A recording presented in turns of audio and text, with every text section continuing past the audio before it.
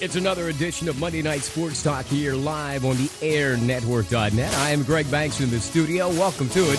And joining me tonight, the dynamic duo, or the other part of the dynamic duo, my good friend Dave Shannon from the Altoona area. Dave, we are basically going together tandem tonight because Chad is busy and Jimmy busy with their youngsters for the holiday seasons.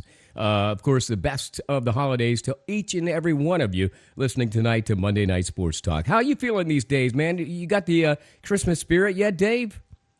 Yay, ho, ho, yay, ho. You're like me. You're batching it. Now, do you put up a tree? I just want to ask you some personal stuff. I put up a tree, but I know a lot of folks don't put up trees. I just love the lights, because I raised all my kids.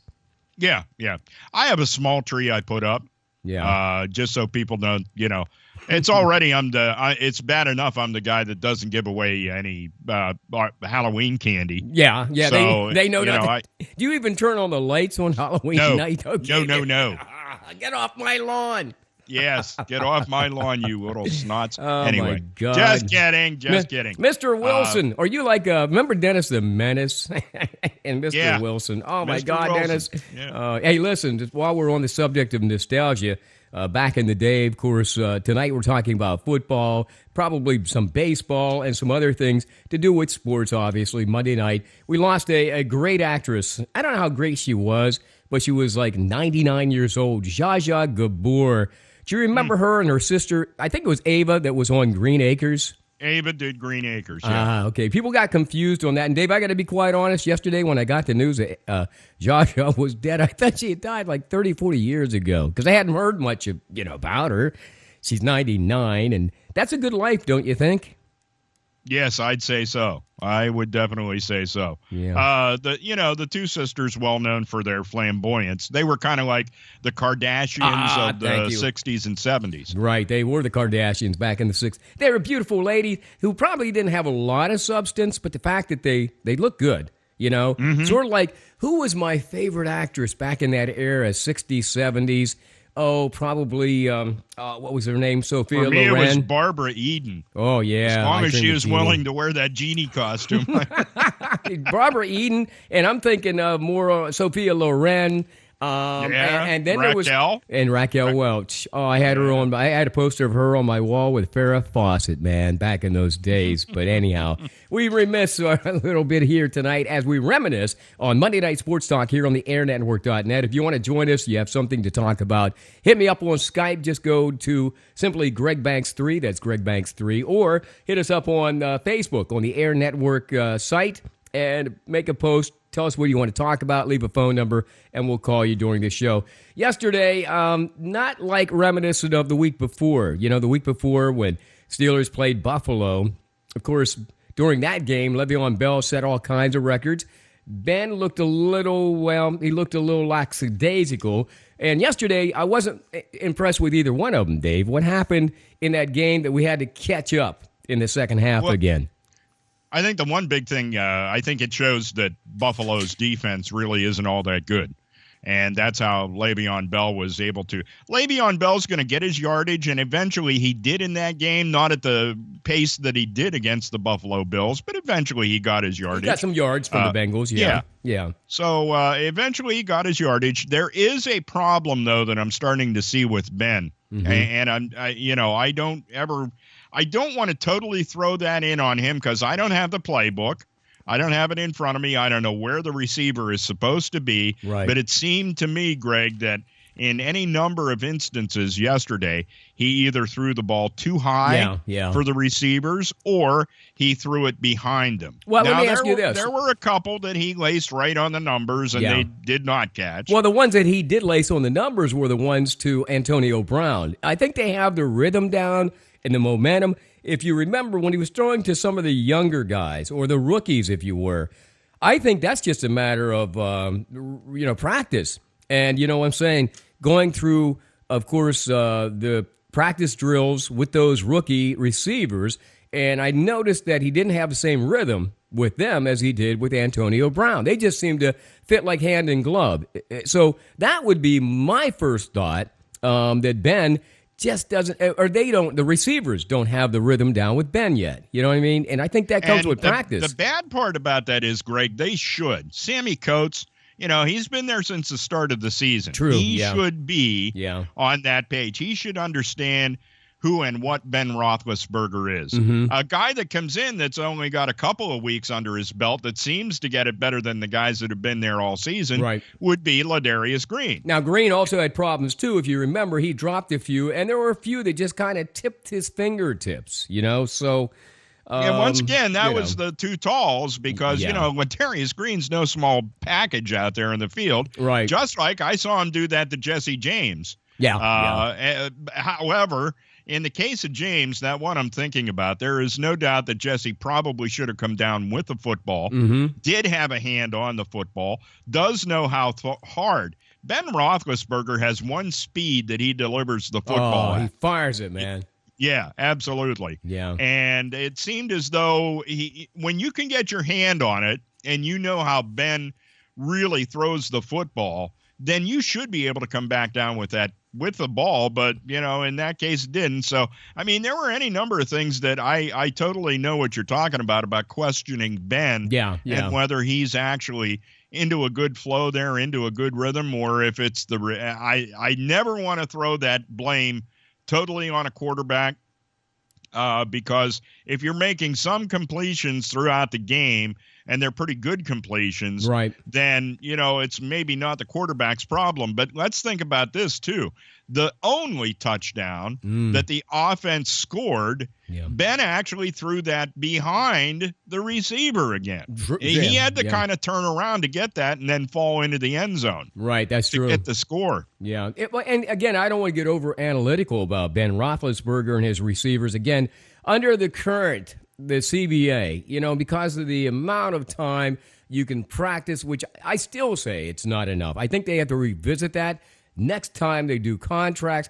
I think Thursday night game screws everybody up too. I don't know if it's really affected the Steelers because as I look back on their schedule, I'm not seeing that as a problem that often. But I'm just saying league-wide, Dave, here you don't have enough time to practice. You don't have enough reps, I think is what I want to say. You have somebody like Green who probably doesn't get the amount of reps that somebody else gets with Ben. And as a result, the ball is going to be thrown too high because he's not hitting the mark. Ben's actually thrown to a spot, I think 9 times out of 10. And I think some of these guys, whether they're getting held up, because we watched yesterday, I saw a lot of hands on our receivers yesterday. They should have been flags. I watched Burfict just kind of disrupt everything until we rung his bell and got him out of there. I thought, drag them all off the field. Let's knock them all out. Because that's the only way, seriously, that was the only way we were going to get the Bengals' attention. They have, by the way, a big tip of the cap to DeCastro for hitting him and ringing his bell well enough. Now, I don't want to go totally down that road because then I'm just as bad he deserves as that punk thug is.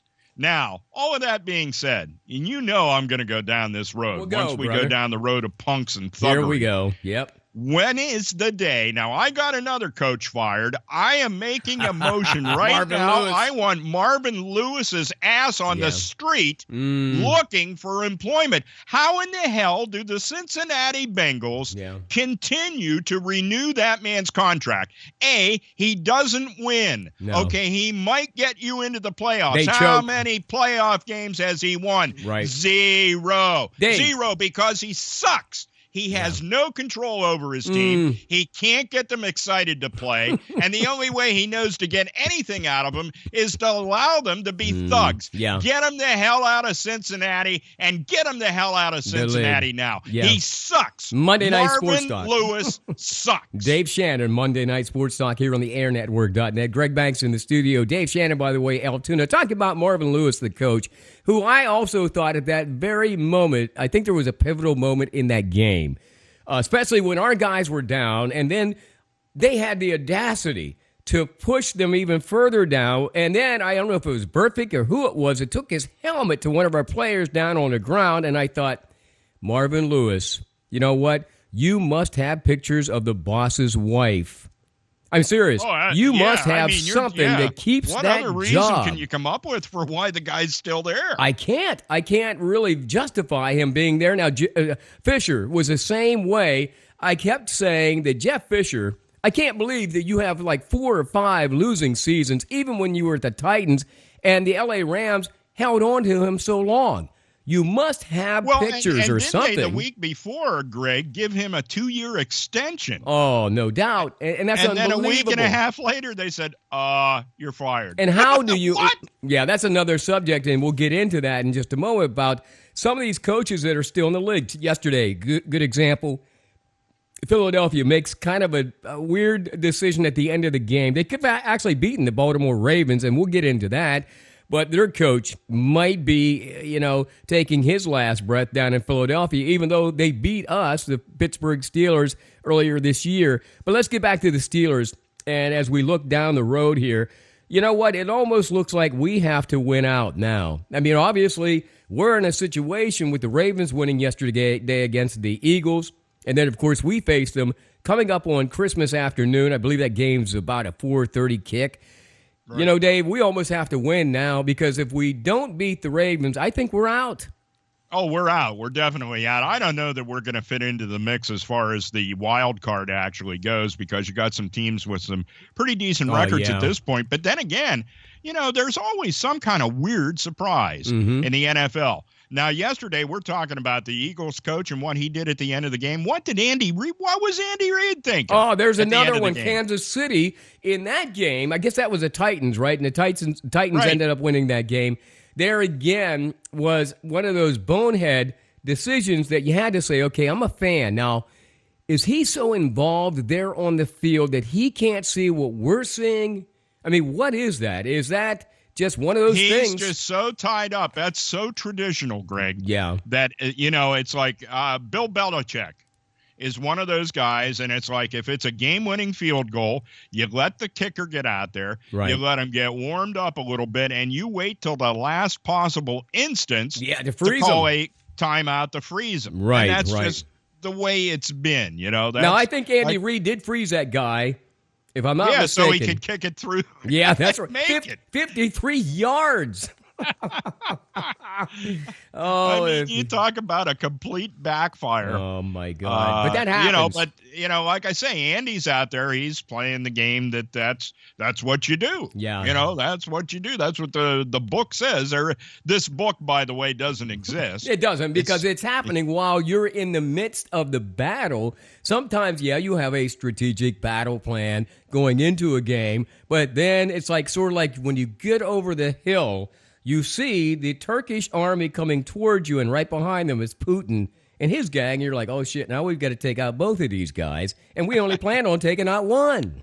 That's a hell of an analogy. Monday Night Sports Talk on the airnetwork.net as we wind down yet another season. Of course, our season doesn't come to an end until probably in April, but at least we'll take a little break during the holiday. This will be the final show for the year. Dave Shannon live tonight in Altoona, Greg Banks in the studio. Dave, let's talk about that game on Christmas Day. That's kind of neat that we're playing Christmas Day. The color rush will be happening. See, I think of the important things. The Steelers will be decked out all in black jerseys and black pants, on Christmas Day. And we're taking on the Ravens. Any indication, even though we've gotten beaten by them once already this season, any indication that we can regroup in time for this game coming up on Sunday and facing the Ravens the second time? Yes. Right. I don't think there's it is that, you're in our place. There is that aspect of it. Right. The Ravens are not good enough to exceed that pressure that you feel when you go into another team's hostile environment they'll be going into at Heinz Field. So, yes, the Steelers can put it together and can indeed defeat the Ravens. Hey, speaking of which, yesterday, that Steelers game, that was at Cincinnati. And Steelers fans always travel very good. We were down in the first half. I just want to throw this in there. Did the Steelers get pissed off when that guy grabbed that terrible towel in the end zone off of that guy and started throwing it down? Do you think that's what really pissed the Steelers off so they could rebound in the second half?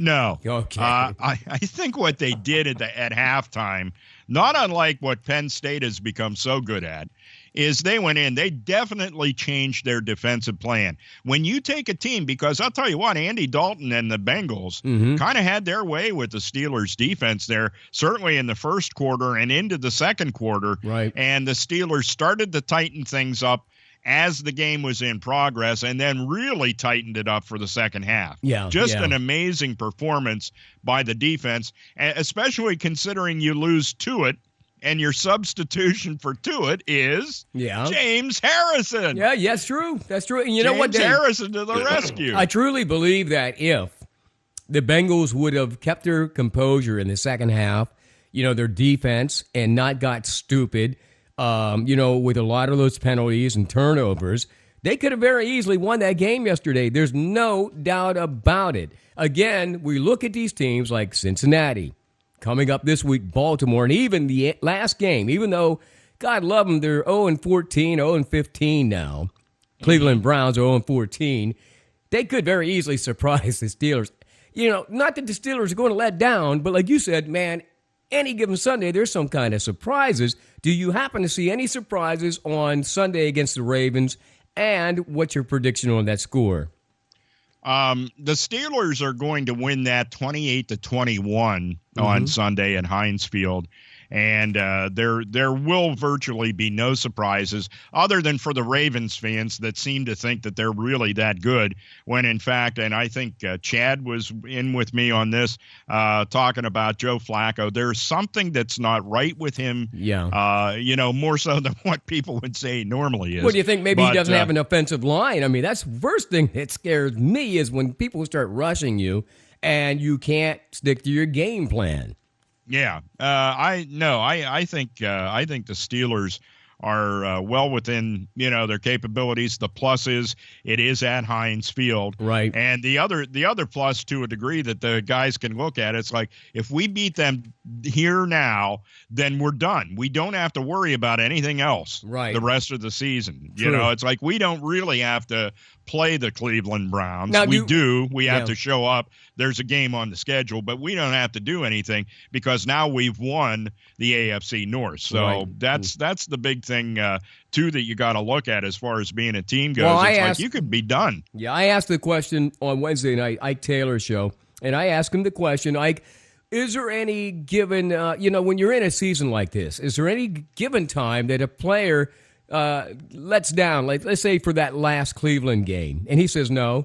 The only ones that think like that are fans. He said, we go out to win every game. When I say we have a game plan. He says, even though we saw Baltimore, we will study a little bit of film, but we know what their strategy is for the most part. They don't change it throughout the season. We know our assignments, and we know that the guy's not going to change. The wide receiver that he would cover was not going to do anything that was going to razzle-dazzle him. To which I thought, well, that's true, right? If you got burned the first time, chances are. But, I mean, that's a job. And so that's what he was saying. So coming up on Sunday, I would hope that we can change some things since we played the Ravens the first time. Because you know what? If the result is the same as last time, we're out for the rest of the season. We may look forward to the draft at that point. And don't even put your guys in there for the Cleveland Browns, because why get somebody hurt when I know Alabama could probably beat the Browns, when it's all said and done. Yeah, I would say they have a pretty close to even, if not higher, chance of being the victor, the Alabama Crimson Tide, if they took on the Cleveland Browns. Now, here's one thing that I will totally agree with Ike on. Actually, it's kind of neat that Ike is on the Air Network, because getting to know him a little bit more, all I knew about him was that flashy, idiotic style that he purveyed on TV. And I didn't like him. I just didn't like him. I thought he was pretty much a punk. Things like that. But since he's been on doing his show on the Air Network, I think there's a little bit of a different side of him showing now. Oh yeah, there's no doubt. He's more of a human being than I thought he was. Yeah. And he's actually pretty knowledgeable about the game. And in him saying that thing about, are you going to let down because it's Cleveland? And here's the thing. If you do that anytime, if you're going to put on the uniform, put the shoulder pads on, put the jersey on, lace up the cleats, do everything that you do week in and week out, you can't let down, because I'll tell you, the day you do is the day you're going to get hurt. Isn't that the truth? Yeah. That is the day you're going to get hurt. That could be the end of your career. And he alluded to the fact, hey, listen, I know I'm not the most articulate guy, but the reason he's so successful in the NFL Network now is because finally people get a chance to see his human side, his humorous side. And I won't belabor the point, but, we've seen announcers go on there. They're very articulate, but they never played the game. See, there's a big difference in Ike Taylor versus these guys who are professional announcers, and I think that's a cool side of Ike Taylor. Now, having said that, moving forward in other games, and I hope that, it's true. Like you said, 28-21, I believe, the Steelers over Baltimore on Christmas Day. I actually got pretty close to that Cincinnati score, because I think I called that 24-21. Yeah, I think you did. Yeah, and there it was, 24-20, the final score in that Bengals game. Monday Night Sports Talk here on the airnetwork.net. Greg Banks in the studio. We've got Dave Shannon tonight live in Altoona. Jeff, by the way, Chad States couldn't join us, nor Jimmy Ty because of their holiday commitments, but we have Huntington basketball coming up this season, and Dave, we'll talk a little bit about that because Dave will be joining us for Huntington boys and girls basketball beginning in January. Chad will handle Bearcat wrestling, and we're so excited to be a part of it here on the airnetwork.net. Hey, Dak Prescott yesterday, here he is. He recovers after that kind of like rookie awareness that he had to go through a week before. Now I'm not hearing anybody talking about bringing Tony Romo off the bench this week, although Jerry Jones could surprise us when it's all said and done. But listen, I'll tell you what, he's firmly in Dak Prescott's corner. He's got to be. Don't expect that to come from Jerry Jones. Well, it's not going to come from him, although he kind of hedges his bets when he was talking about Tony last week, when in reality, let's face it, Dak Prescott he's a rookie. And he didn't. We weren't aware of that. I mean, he's sensational, but we were aware of it the last game they played. But they're now 10-2, Dave. So as I look at the leaderboard in the NFC, I see the Cowboys on top now in Seattle, and then I see in the AFC, New England, Kansas City still in the hunt. The Steelers could be there. I don't know if we're going to be, in the final of the AFC this year. But here again, going into that yesterday, let me ask you about this, the NFL. They kill me sometimes. Dak Prescott, and most weekends they kill me all the time. But By the way, Greg, the Cowboys are 12-2. Are they 12-2? Okay, I'm sorry. I think I said 10-2. Well, 12-2. So here we go. Zeke makes a touchdown yesterday, and it was already planned, I believe, because that Salvation Army kettle was in the end zone. So he jumps in the kettle. Now, I think he had a conversation with the Salvation Army that if I make a touchdown during the game, I will, offer you whatever they find me. That's what I'll pay you. Well, he jumps into the kettle. The NFL fines him. I forget how much it was, but guess what? The fans came out in droves today. They raised over, I believe it was almost $1.8 million between yesterday and today. Wow. So, and then the NFL, I think, is backing off and saying, oh, well, we were just kidding, Zeke. It's like, come on, man. They were going to find the dude. But then when they saw the outrage, and let's face it, who helps more people during the holiday season than the Salvation Army? Yeah. So anyway, I just wanted to kind of make you aware of that. Meanwhile, it looks like Cowboys are going to continue on. Tonight, Dave, I don't know if this is even a misnomer. Monday Night Football, I don't usually watch it, but it'll be the Panthers versus the Redskins. Any kind of prediction on that game?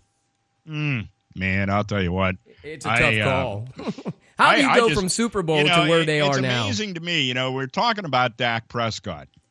And we look at there are two other guys to look at that fall into that category, and actually they have time under their belt. But Jameis Winston, of course, with the Tampa Bay Buccaneers, right, and then you look at Cam Newton. Okay. Yeah, yep. And so Cam Newton had all this success last year. And then he loses the big game.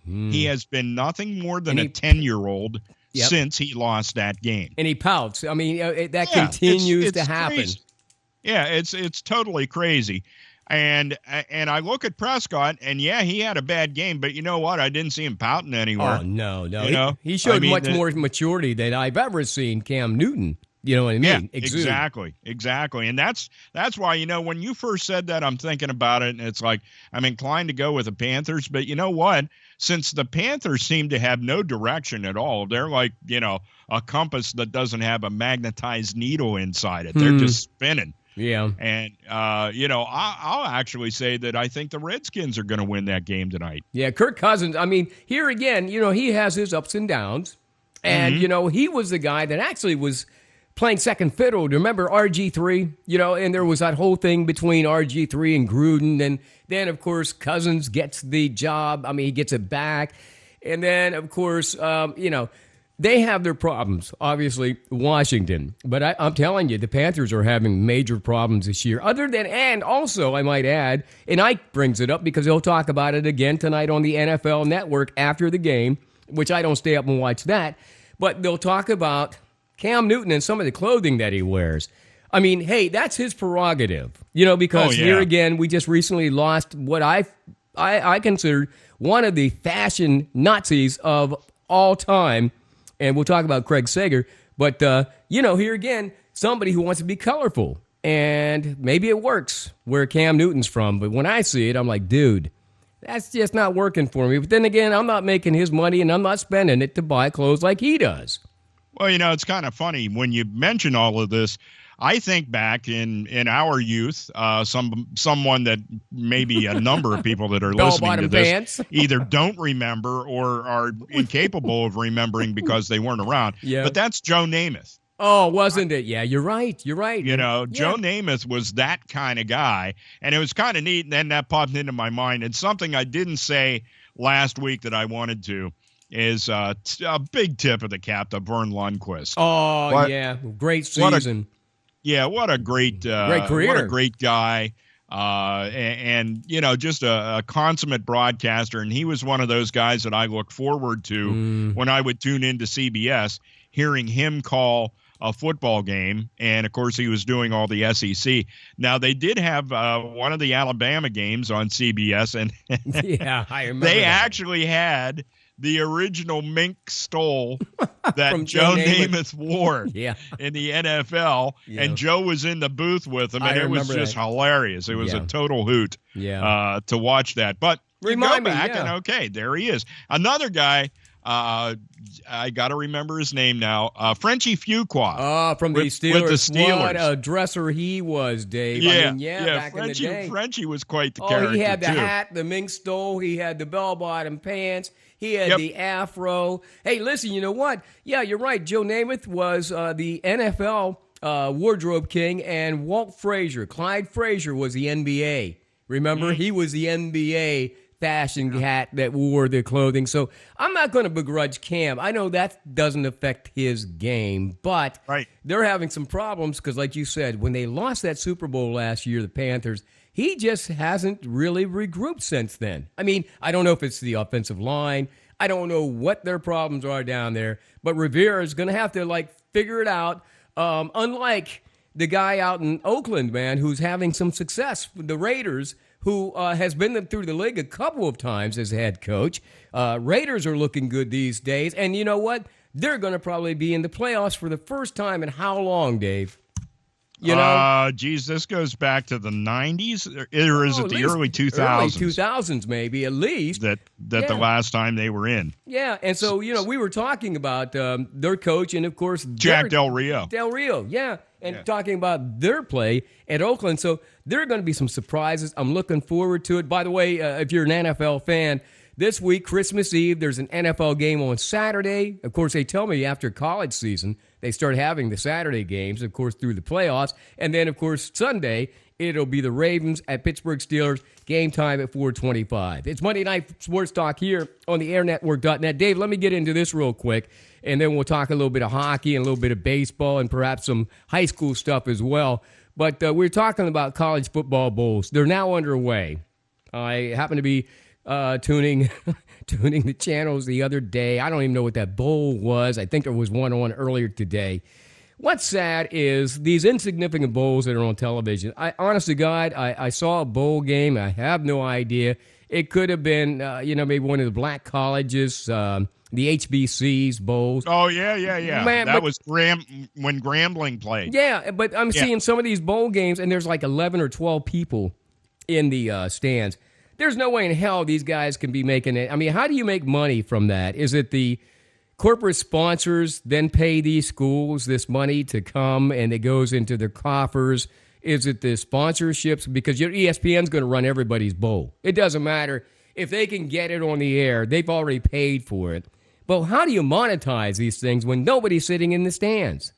I have no idea. I'm not sure how they're able to justify having these games because, like you say, the hard, fast phrase that any professional sports team has or question that they ask themselves is, does it put butts in the seats? Yeah. If it doesn't put butts in the seats, then it's no damn good. Yeah. Well, yeah. I don't know how because you're absolutely right. I mean, it gets to a point where when you have those stands that empty, so you're not getting the money from the butts in the seats. Yeah. You had to do whatever to get ESPN to cover the game. Yeah. ESPN spends a lot of money to cover a football game. And I know they paid this astronomical amount, billions, okay? And we want all these bowls, and we're going to spend billions on production. And, of course, we can run commercials, and they collectively make their money back. But here, again, I'm a business person. I have spent thousands of dollars just on the air network. You know, when we first started this thing from the beginning, I always said, well, we're doing R&D, so I'll pay for that. You know, we didn't make any money. It's like we're doing research and development. I'll figure it out eventually, to the point where, I was always in the red, and then eventually, hopefully I made it into the black. I made a couple of bucks to pay my bills and then put a couple of bucks in my pocket. Well, ESPN has to be losing money hand over fist on some of these games because I know in the WWF, when I was a kid, we would go to the Jaffa Mosque and we'd go to the Cambria County War Memorial. More importantly, they had the television wrestling there. Ed McMahon would bring his people in, and they would say, everybody move to that side of the War Memorial. Well, hell, if you tell everybody to move to that side of the stadium, there's still only 11 people there. Yeah. In some of these games. And I feel bad because, dude, maybe I don't feel bad because it's the last opportunity these kids will get a chance to play football. They're not going into the NFL. Now, having said that, there's a couple of holdouts. There are bowl games coming up this weekend. McCaffrey from Stanford, he's not going to his game because he's getting ready for the NFL draft. Fournier, I believe his name was, from LSU, he's not going to his bowl game. He decided that. He's getting ready for the NFL draft. Let me ask you this, Dave. Finally, these players are speaking up. They're heading on to the NFL. There is no loyalty to their team here at the end of the season. How do you feel about that? When some of these people say, I'm not going to that bowl, because that bowl is insignificant. It means nothing to me. Well, you know what? In light of the fact that the way things are conducted, and the fact that you can leave your college at any particular point you want to, right? Although most wait until they're juniors, but it just shows that there's no guarantees on anything because everybody's out there. Face it, these guys are playing college football, not getting with the paid, idea not that getting they're paid, going to go and play on Sundays and make a ton of money. Yeah. And so, therefore, that's why your loyalty goes out the window. Yeah, and They really, that's not their primary goal. Their primary goal is to make themselves look good and get ready to play on Sundays the following year. And that being said, go ahead. The more games you play, the more of these bowl games you have. That's why they get watered down so badly. Oh, yeah. And I'll be damned, Greg, if there should be a team that had a 6-6 regular season record that is rewarded to play in the postseason. There was an article in USA Today last week, and the author of the article was not necessarily an article, maybe more of a commentary piece that he did.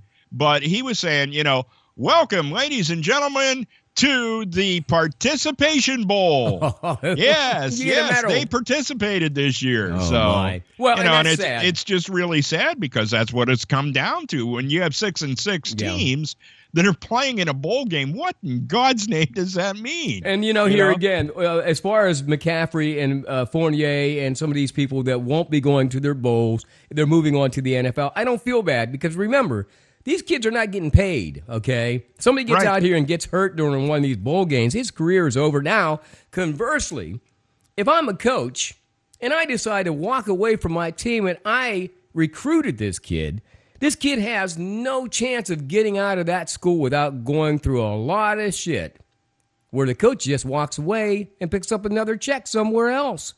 Oh, yeah. So that's why I don't feel bad that these guys are not playing in these insignificant bowls. Now, if it were probably the Rose Bowl like Penn State and USC is going to play in, this kid from Stanford probably would be all in. But he's like, dude, we're playing like on the 29th of December. Hell no. I'm going to get myself ready, and I'm not going to get hurt because I got to get paid. Right. No, I have no problems with the guys, deciding not to go. Now, there's a bit of an issue there with Minnesota, I think it was, that didn't want to go to their bowl, the whole team. Oh, the whole team, whenever they had the racial strife on campus or something, they didn't want to get on the bus. And the student, matter of fact, even the AD and their coach backed them up on that one, to where the president ended up leaving anyhow, the school. And I think what happened in that instance, Dave, and we probably discussed that last year, was Minnesota saw the problems they were having on campus. The players saw what problems they were having on campus, and they all came together basically to say, listen, this is our campus. We're representing this school, and we know that what's happening here is not right. So if those students who aren't getting the free scholarships, they aren't getting the free meals, if they think that it's wrong and we think it's wrong, then it's wrong. And they wanted the president to address it. Well, thank God he did. He quit, and they went to that game. It wasn't like Minnesota was a national championship anyhow. You know what I mean? Right. So, but it makes sense because we saw it happen back in the 60s and 70s with the protests on campus. And we also saw some bad things happen on campus. Oh, hey, Kent State. Kent State comes to mind. Every day I look at that picture of that poor girl kind of leaning over that. I don't know who that guy was or that person was that was dead on the ground, but there was a song about it. What was it? Crosby, 10 dead. Stills, Nash, and Young, 4 dead in Ohio. Now, here we are, fast forward 45, 50 years later. Those people are now in their 60s, 70s now. They're grandparents. And they fought for something that they thought was right, but they didn't think anybody was going to shoot real bullets because they weren't shooting anything. Right. It was a peaceful demonstration. But I guess that's how we learn. And I told my brother, he's not very fast. Hey, if there's a war here, buddy, you're pretty much on your own. I'm running. He's on a cane. And it's like, hey, man. Yeah, back to the whole thing about the bowl games. I mean, it's kind of nice that, and you realize now that it's time to start saying goodbye to football. Yeah. Certainly at the college level. Get on with life. And soon it's going to be that way for the NFL. So it's time to start thinking about saying goodbye to football, hello to basketball. Oh my God, yeah. And I hate to think of that. And all of those those things that transfer from season to season. Yeah. And so it's kind of nice to have a game to tune into and watch. But then again, when the game is not competitive, right? Then it's like, why in the hell would I bother to take the time to watch this? Hey, listen, I don't mind. I don't even mind if that 6-6 team ends up being competitive in their bowl game. Chances are they're not going to, because they'd had a much better regular season than 6-6. But that being said, if they're playing a competitive game, you know what? I'll tune in and watch at least a little bit of it to see how it looks like it's going, or maybe watch it till the end if it stays close. I'm right the there whole with way you. To the end. Yeah, Monday Night Sports Talk. We will have more bowl games, by the way, I think coming up this week because of Christmas. There are those insignificant bowl games, Dave, and of course the NFL. So football season ain't over yet. There will be some of those games that you'll tune in and say, okay, so where are these guys from again? Binghamton, where is that, in Delaware, or is that Delaware State down in Community College? Okay, so anyhow, hey, listen, let me ask you this real quick before we leave that subject. Lane Kiffin, I know you talked about him a lot this season. You finally came to a realization I wasn't bullshitting. This guy actually took a job at Florida, I guess Atlantic, last week, and somebody tried to, they tried to justify him taking that job. I just, for the life of me, can't justify leaving Alabama.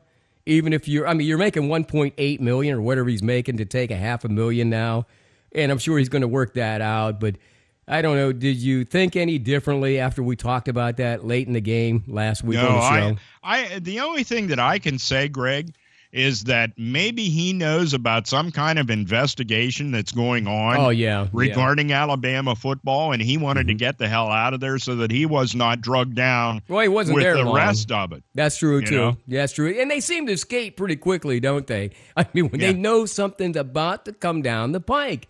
And I got to be quite honest. Hey, if Saban says my program is squeaky clean, I still won't believe him. We'll have to see, man, because I know when it gets into that recruiting thing, there's money involved, and there's some other things involved as well.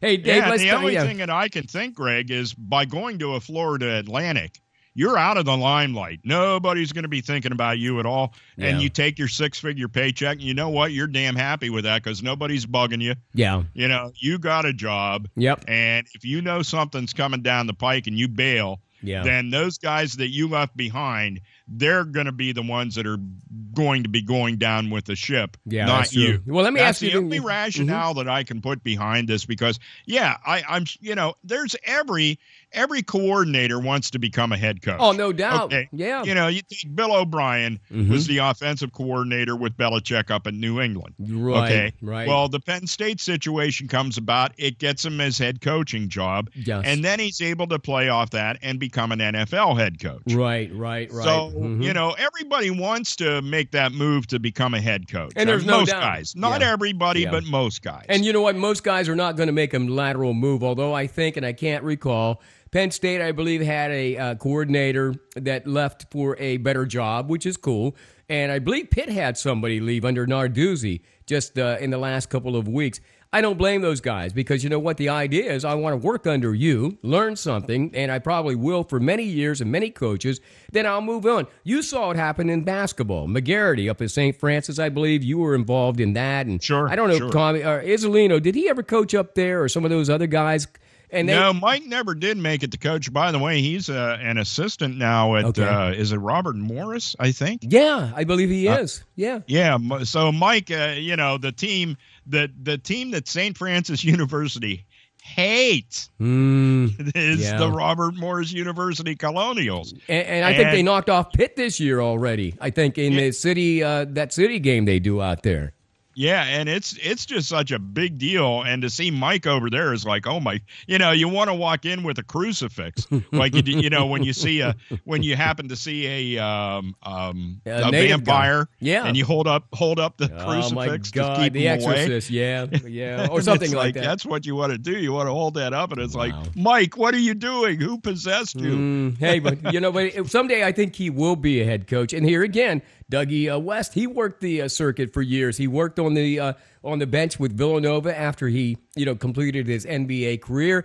He came to your neighborhood out there at Penn State, Altoona, last year as a head coach. And lo and behold, Altoona had an opening at Altoona basketball at Altoona High. He's now the first-year head coach there, back at his alma mater. So who knows? There's reasons, I guess, we take coaching jobs. I've never been approached yet, but who knows? Maybe someday. Monday Night Sports Talk here on the air now. Let me ask you this, Dave.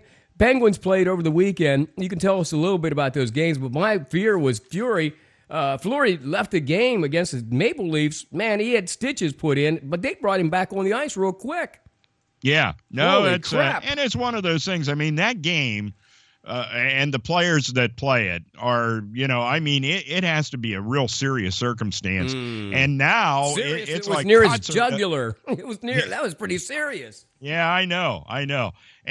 But cuts per se on a whole are not that big of a deal. The only thing that's a big deal in hockey, as it is in any other sports now, and the way it should have been all along, is concussions. Oh yeah, that's what the biggest concern is in every sport now, is why or make sure that person that just got their head banged off the turf or off the ice, hell yeah, during a baseball game or got hit in the head with a baseball, whatever goes on, that is important. But that being said, the hockey players are always just such tough guys. It's like you got a tooth that's hanging halfway out of the guy's, gums. Yeah. And it's like he tells the trainer, yank it out. I got to play. Yeah.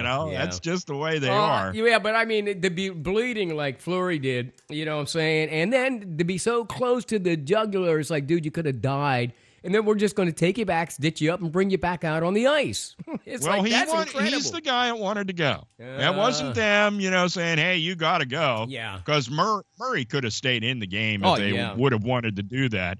And he just wanted to show that he's a tough guy, too. Mm-hmm. And so he went in, he got his stitches, and somehow you were able to put that out of your mind because you're right, a slight difference in where that cuts you, and you are dead. Oh, you're pretty much gone. And it's like, hey, we just saw that happen recently, and we'll talk about the Canadian actor. What was his name? Not Alex Trebek, but Alan Thicke, playing hockey with his son and then just killed over from a heart attack. They said they revived him. He was joking around, and then on the way to hospital, the guy dies. I mean, so I love hockey players because they're tough, but I'm not going to die with a stick in my hand, Dave. Now, how did the Penguins do over the weekend? And as I look at their upcoming schedule, they've got a game tomorrow night, I believe on Thursday, before they wrap it up for the Christmas holiday. So how's that work out? What's been happening? Well, the two games, Friday night in Pittsburgh and then Saturday night, and this was why Murray didn't start in that game against Toronto anyway. They played Friday night a scoreless tie against the LA Kings. Now, it's an important game for them because many of the teams in the NFL saw what the Penguins were able to do last year and have adopted this idea. You know what? Maybe the size doesn't matter as much as everybody originally thought, and you're able to win a Stanley Cup by having not quite so big a guys that are really fast and really know what they're doing. So, that being said, a lot of teams have, developed into the Penguins. There's no, necessary desire. The LA Kings are the anti of whatever that theory is. They are a big hockey team. There's a lot of big guys, and there's a lot of guys that can really skate well on the LA Kings. So it was interesting to see the Penguins come up against that circumstance where it's completely the antithesis of what they do on the ice.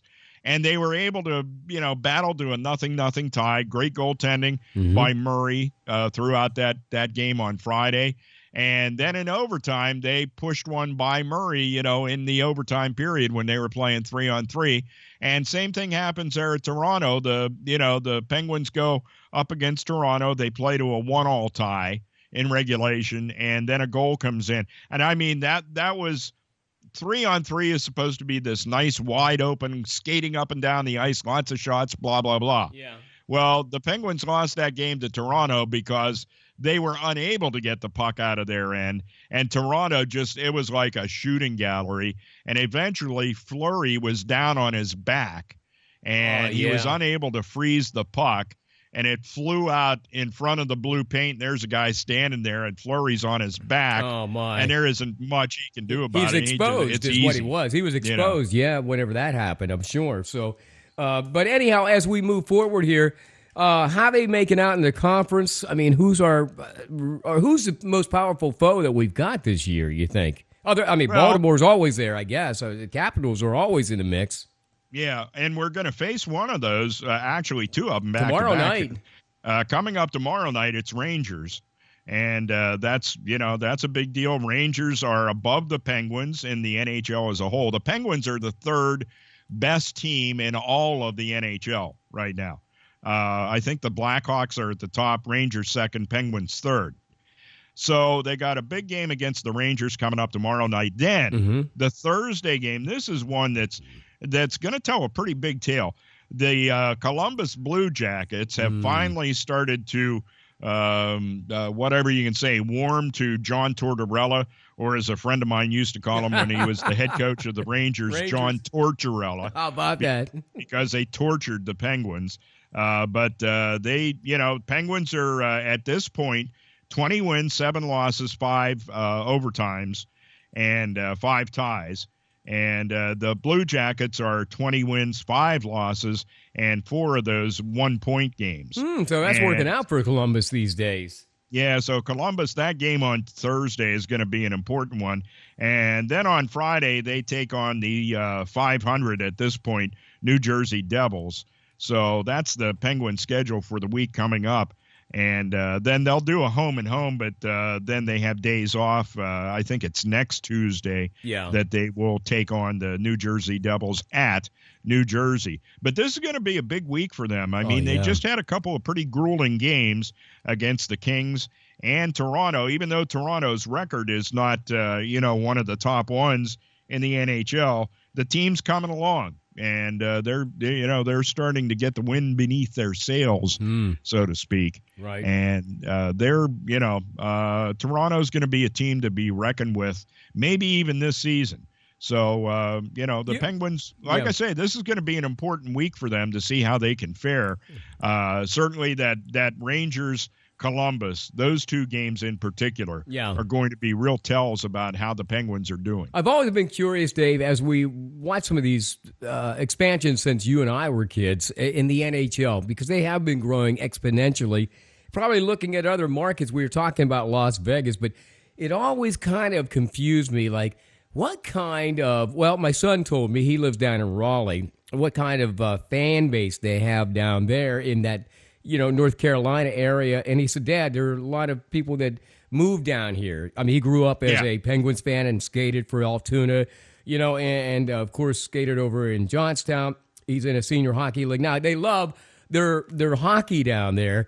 But he said, you'd be surprised that all those transients that have moved down here, they pack the arena. Now, I was curious, Columbus, that's kind of close to Pittsburgh. You would think that they would probably somehow meld those, even though they're in the Midwest, but they're close to Pittsburgh. You would think that they'd be Penguin fans, but they've pretty much grown a nice fan base out in Columbus. I imagine over the years that they've been there now. Yeah, I think the Blue Jackets have, managed to get their own identity, their own fans. Another one that's really close there is, of course, Detroit. You would think there'd be some Red Wings fans. They're all traditional, though. They've been one of the first teams in the league, though, right? When you go back that far in history. I'm thinking some of these expansion teams. But I'm talking like Columbus, people that are Columbus fans now, at some point were probably Red Wings fans also. That's true. That's true. And so when I think of how that league has grown, and obviously people show up. Now, unlike the NBA, and I'll just touch on this for a moment, here's something that happened last week, and it makes me wonder. Greg Popovich, a coach, did this in the past with his team, and Cleveland did it in the past here last week. When they went on the road, three of their top players, including LeBron, didn't go on the road for a game. If I'm a season ticket holder at this town that you're coming to, I'm pretty well pissed that you didn't bring your stars with you and they're not playing that night. Do I have a right to be that way? Because of the league or the team? It's not, like this guy does not play for my home team. He's LeBron James, and I've been waiting all season to see him in my own home arena, and you don't show up. They only come here once. Yeah. So how am I supposed to feel when that happens? I don't know if it happens in hockey or not, but it could happen from night to night. Well, and it could happen at any time with any team simply because, of injuries. Yeah, that can happen because of injuries. But these guys weren't injured, you did buy that ticket because you wanted to see LeBron James, but then he gets injured, so he doesn't play. But here's the thing. At least he's there. No, they didn't even make the trip, though. They didn't even make the trip. I think Cleveland was playing somewhere. But that's the difference here. And, yes, I think as a fan, to a degree, unless it's such a debilitating problem that the player has, that, you should probably, make an effort to try to get that player into that town. Because it's all better for the NBA. And I'm thinking the league has to control that, not leave it up to the teams. Oh, absolutely. Wow. Absolutely. Okay. It should be, if the guy's on your roster, then you should probably make every effort to make sure that player is in attendance, even though he's not going to play and he's dressed in street clothes. Right. At least have him there, especially. But you have to make that apply to everybody because then you make Yeah. It makes the other players seem less. Yeah. You can't call it the LeBron James rule. No. But, it's the kind of thing where if the guy's on your roster, then you should probably pack him up and take him with you. Well, here again, they're not setting the precedent. Cleveland, that was actually when Duncan, I'm trying to think, the Spurs, Greg Popovich, he would sit his players, and sometimes they wouldn't even go on the road. He would do that to save them for the playoffs, and I guess that's understandable, but as a fan, I think I would feel cheated. Let me ask you this. We aren't going to get cheated because we probably already did. They picked our pockets, the Pirates today, signing right-hand reliever Daniel Hudson from Arizona for $11 million for 2 seasons. Dave, where's this going now? And, who are we starting? We're going to load up with a lot of these relievers, man, but who's starting for us now? And this guy's ERA, I think, is like somewhere around 5.6 or something. I don't know. The speculation that I've seen is that Hudson's coming on as the setup guy for Watson. Yeah, exactly. That's what I heard, Tony Watson. So, man, but what do we have? Okay, we know what's in the bullpen. We don't. Well, what's it matter if we have relievers? They're going to try to roll with the young guys, at which point I think they're going to run into trouble. The Chad Cools and the other guys that have been down there have been working their way up. And you're going to go with that, and you're going to still have Garrett Cole as a starter. And I'm trying to think of who our 5th starter will be, but you're going to Jamison Tyone. You're going to have him there. At the rate they're going, and the fact that they're not making any moves toward any quality starting pitching, I'm thinking they're going to go with a youth movement. And Pirate fans, just be ready again for either a sub 500 season or right around 500, and not being in contention. And it's going to be tough now, Greg, Bend over. to be in contention in the National League Central with the Cubs. I can see a season of. Yeah, go ahead. Cardinals are always there. That's what I'm saying. But now you got the Cubs on top of it, and it's like, boys, you're going to have trouble getting a sniff anymore. Maybe they'll surprise us, and, we won't be so interested in those pierogi races. Well, at least you'll be able to get into the ballpark because there won't be a lot of people there during this. Yeah, not during the week anymore, not during school anyhow. So anyhow, Monday Night Sports Talk here on the airnetwork.net. Hey, by the way, Merry Christmas to you and yours. This is our final show of the season. Dave Shannon joining us. Want to thank Chad States and Jimmy Ty and Dave Shannon for joining us throughout the season this year. Dave, real quick, in the Laurel Highlands Conference, the conference we're familiar with when you did the television game of the week, you had 3 Catholic schools in that conference. Bishop McCourt, you also had Bishop Carroll, and you had, who else would that be? Bishop Guilfoyle. So now, okay, they wanted to vote them kind of out of the league, and we know for what reasons and intents and purposes, but the reality is Bishop Carroll just got voted out. They don't have enough guys to now even make up a team, so that's the excuse that the conference wanted them out. Is that just the beginning of the end for these Catholic schools, or you think, because they had to vote on who stays and who goes out too? Yeah, money talks. I don't know.